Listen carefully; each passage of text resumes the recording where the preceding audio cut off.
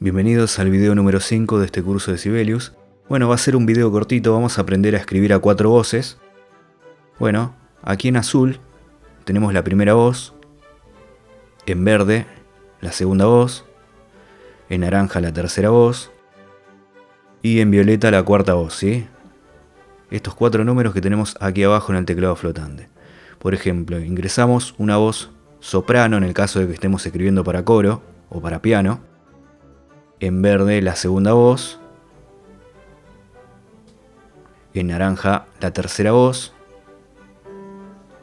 Y por último, en violeta, la voz del bajo.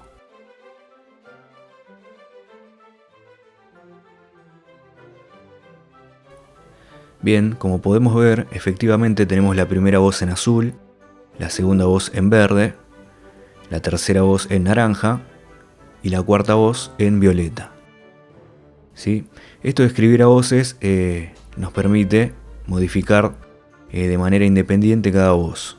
Por ejemplo, le puedo modificar el ritmo a la primera voz sin que afecte a las demás voces, ¿sí?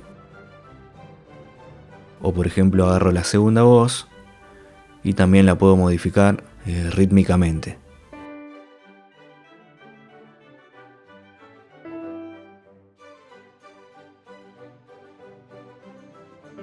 También con la tercera voz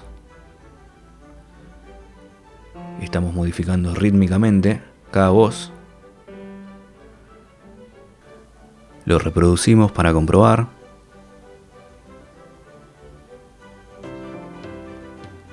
Bien.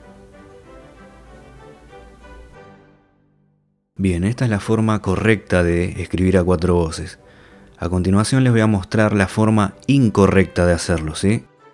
Es querer escribir 4 voces, por ejemplo, todas en azul, todas con la voz 1.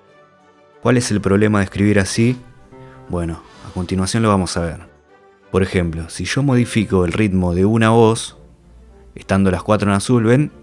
Me modifica 2 voces juntas. Y no es lo que queremos, ¿sí? Por eso esta es la forma incorrecta de escribir a 4 voces, usando solamente una voz, ¿sí? La forma correcta es como lo hicimos al comienzo, ¿sí?